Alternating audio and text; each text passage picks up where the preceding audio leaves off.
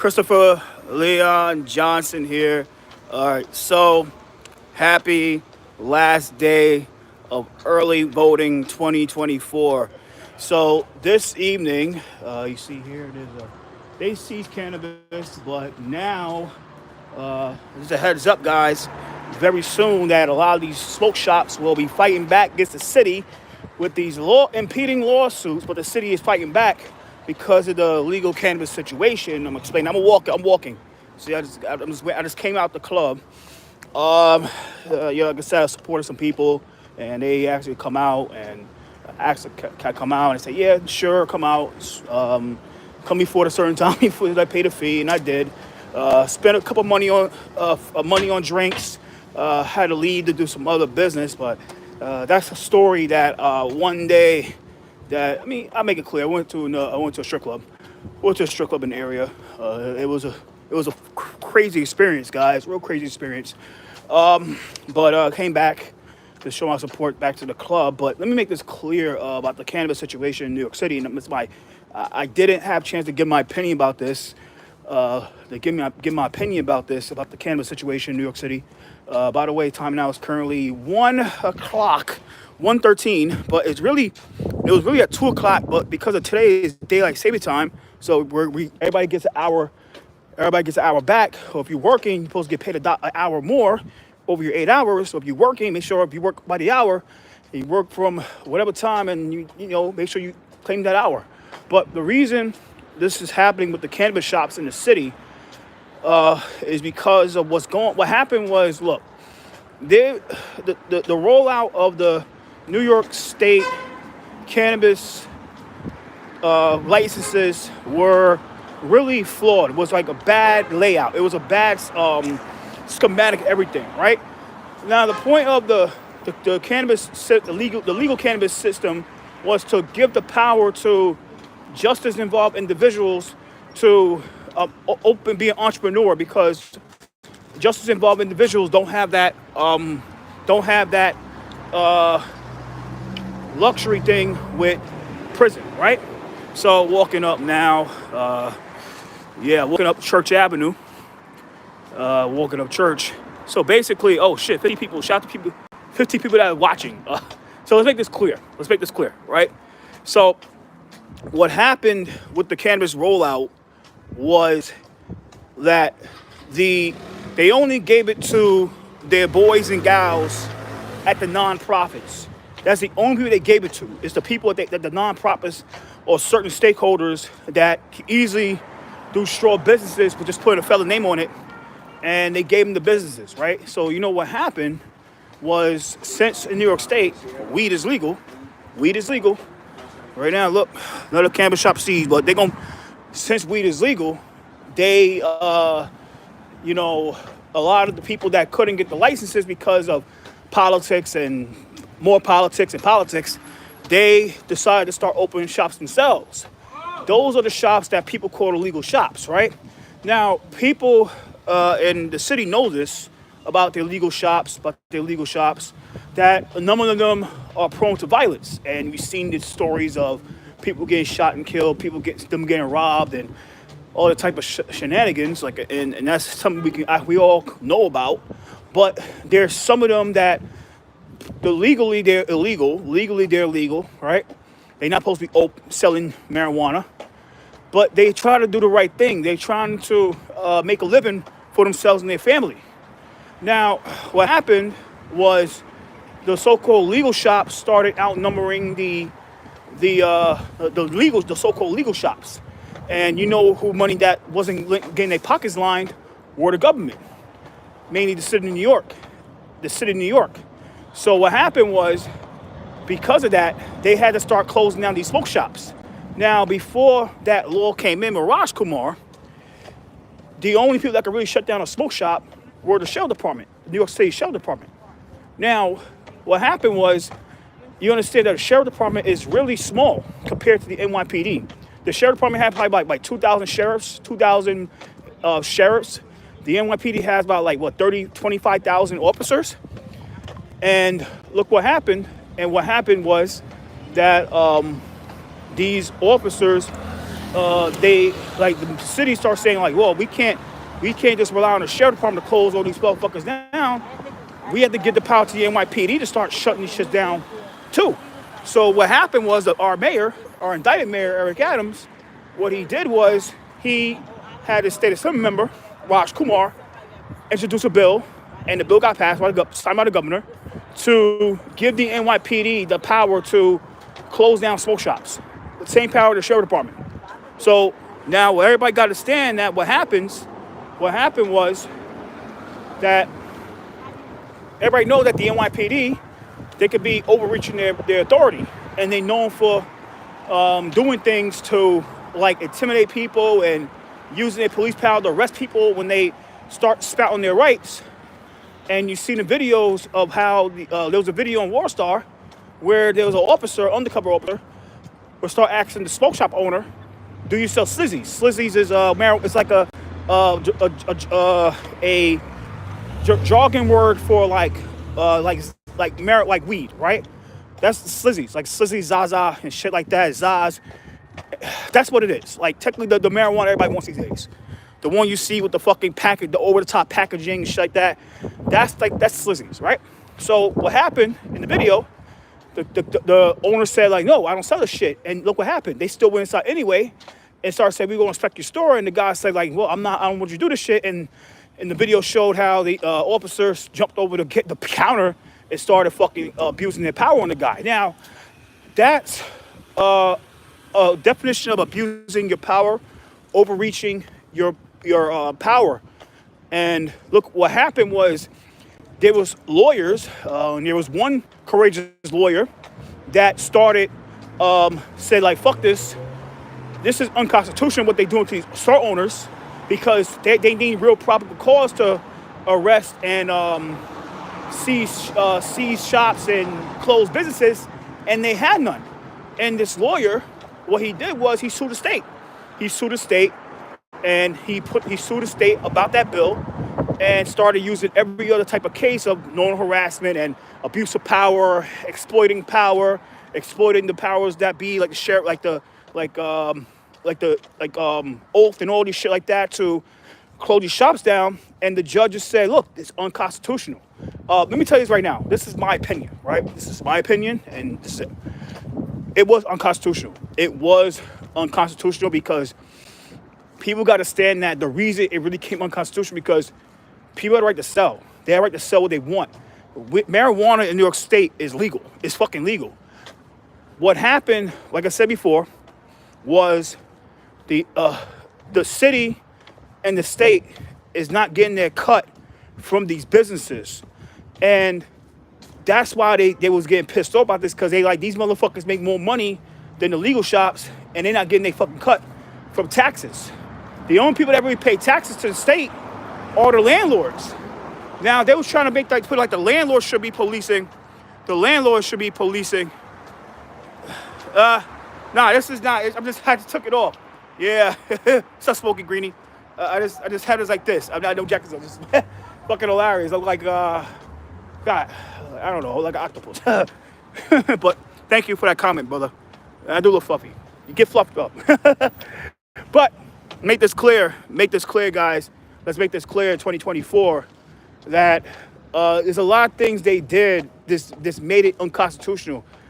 And the only people they could blame is the NYPD, the law department, the New York State Law Department. The mayor's up because the mayor's so desperate to try to make like he's tough on crime, but he's really not. And everybody knows the mayor is not tough on crime. And that's what he did. Like, and look what happened. It bit him in the ass with this whole lawsuit, and how a judge says unconstitutional. If they did it the right way, and do actual real police work instead of exploiting their power to get things done, then this would never happen. But everybody know what happens. This happens years ago under Bloomberg with Stop and Frisk, and this is only made by Stop and Frisk. Is that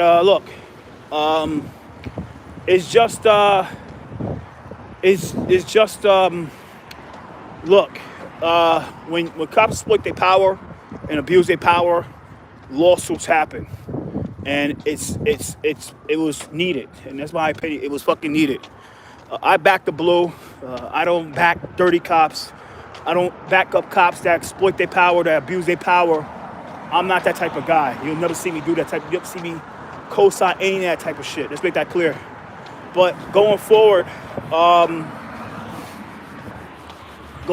guys, this is what happens, man. This is what happens when you abuse your power. Let's make that clear. That's why I said this came out the spot, Waterfall Lounge, and next door, two store down, and saw like a legal smoke shop. Not legal smoke, a smoke shop. But back to the story at hand. Tonight, this afternoon or this evening, I had a great afternoon. Just want to relax. Just had a great time myself. Spent about $40 on everything. My last $40, but sometimes you gotta keep yourself happy, right? Sometimes you get money and you spend it. Sometimes it hurts a person that don't have that lot of money like that. But sometimes you gotta like make yourself happy because it's good for your mental health. It's good for your spirit, right? So at the end of the day, guys, yesterday I was not going over Iwan Chu, State Senator Iwan Chu. Hope she wins her state Senate race. And because what's happening with that state Senate race, guys, with Iwan Chu is in the 17th district that covers Sunset Park, Bensonhurst, Kensington, mainly those areas, is she's getting fucked in the ass. And I'm going to explain why by Iwan Chu. What's going on with Iwan Chu is that there's a lot of people that don't like what she's doing to the district because she's doing the bidding for Justin Brandon, right? Everybody knows that she's Justin Brandon's little homegirl. She's Justin Brandon employee, right? She does the bidding for Justin Brandon, right?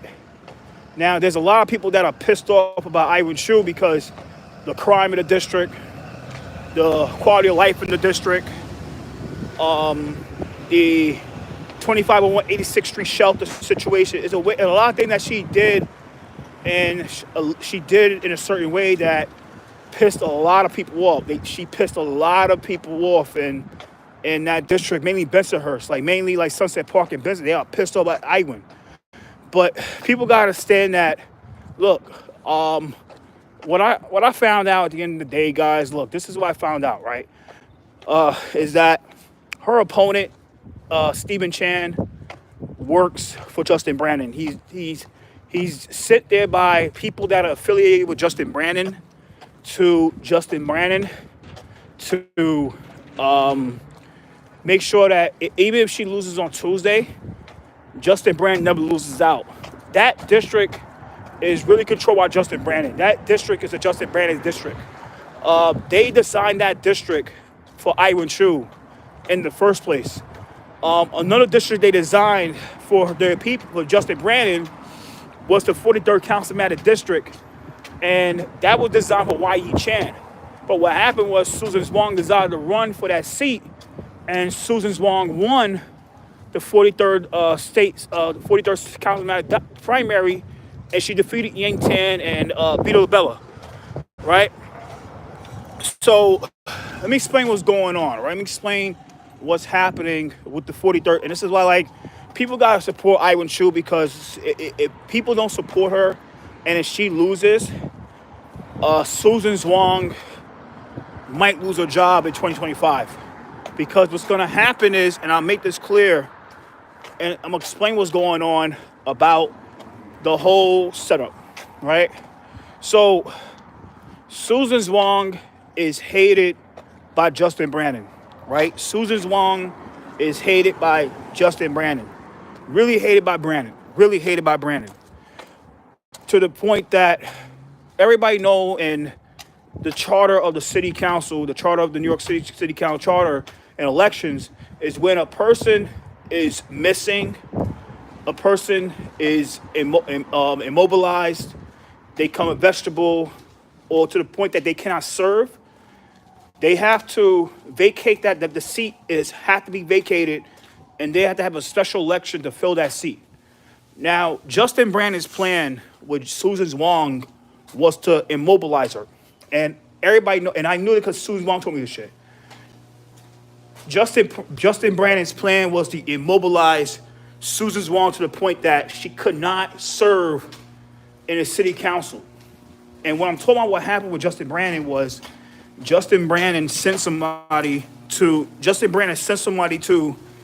crash Susan Wong's car with Will Coulter inside the car in 2023. When she was in the hospital, she got hit by a car with Will Coulter inside.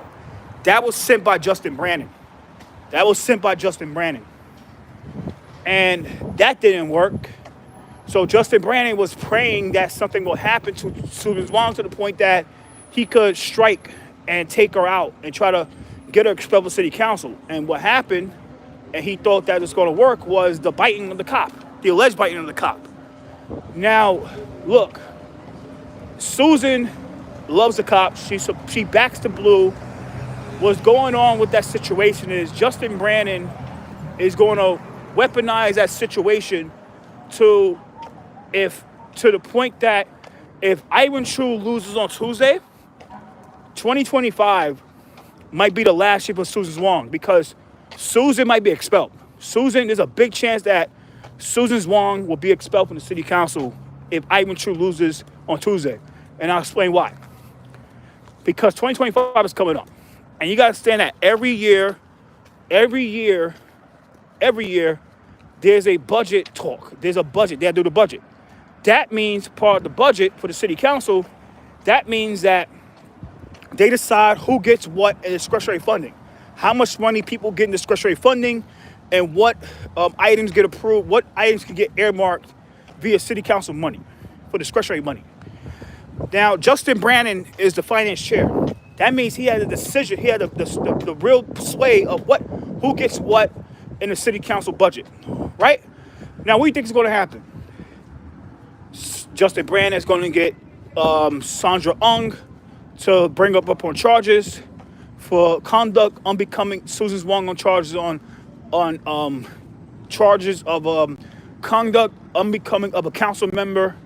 And what do you think Justin Brandon is going to do?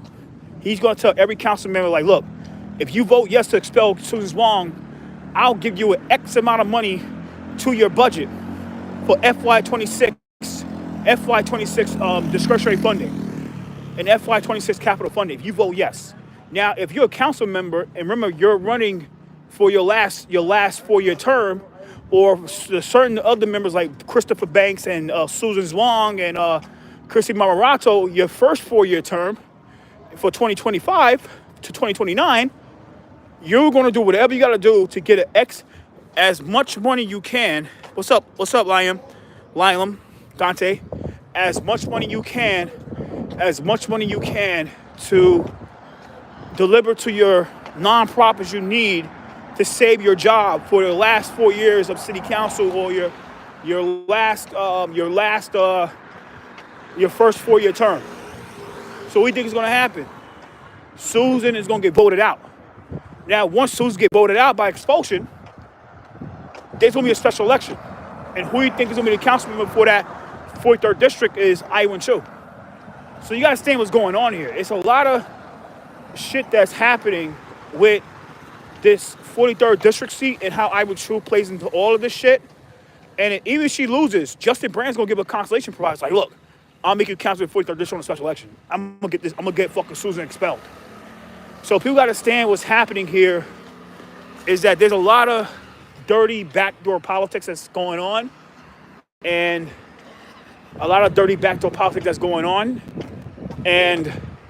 that's what's happening here. So let's keep that clear. That's why I'm backing up Iwan Chu for re-election. Because look, people got to understand that Steve Chan is a way worse choice than people think Iwan Chu is. Because Stephen Chan is the false choice. He's nothing but the false choice with this race. Nothing but the false choice. No matter who wins at the end of the day, Justin Brandon still wins. Justice still wins. So let's keep that clear. So let's keep that really clear. Oh yeah, by the way, wait, it's still here, but they took the candles out. Let's go back here. Oh, they ripped the girl. That is wrong. That is really really wrong. Like evil people. That woman got killed by a car, by a hit and run driver. So a hit and run driver, but they ripped the picture out. It's fucking disgusting. But yeah, at the end of the day, guys, today, like I said, I had a great time tonight. Just want to relax, wanted to just chill out. Went to a strip club. Went to one of those strip clubs in the area. But had a great time. Spent all my money. But sometimes it's good for your mental health and it's good for the MH. It's always good for the mental health. It's always good for mental health, guys, because you never know what's going to happen. You know what I'm saying? It's about to log off here, but I want to go home. A little tired. But, these fucking, at the end of the day, guys, is have a good day. Have a great day. This Sunday, make sure that you vote on November 5th, 2024. It's the final day you can vote. It's really a lot of people voting. I know it's going to be long ass lines because people, everything's on the line right now, right? Trump wins, people ain't gonna like it. Kamala wins, people ain't gonna like it. People ain't gonna like anything in this stuff. But that's how politics is in 2024, guys. Like, people are not gonna like, the results of Tuesday on both sides, right? But the people that's going to win the most in New York State is the Working Families Party. And I'll explain why. It's because the Working Families Party, especially when Trump wins, these guys going to be in business. Oh, they just, we can't get X amount of money because Trump's in the way. Trump's this, Trump that, Trump doing this, Trump doing that. Trump is blocking our bills. Trump is blocking a city council bill.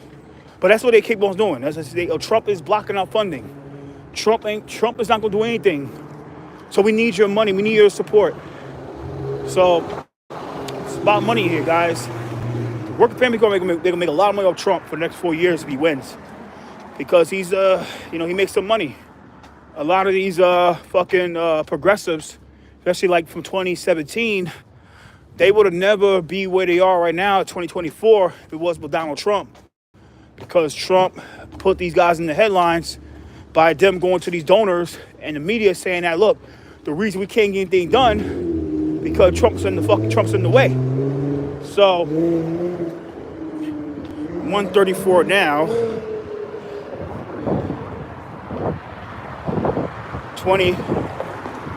135 right now. I'm a little tired as fuck. Real tired.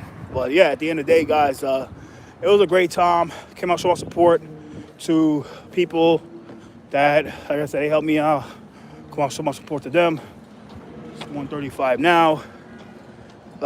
Headed home, just gonna take a nap. And so about to log off here. And fucking cold. But I gotta put my shirt, I gotta put this thing on. But great time this evening. You know what I'm saying? Just had a great time, and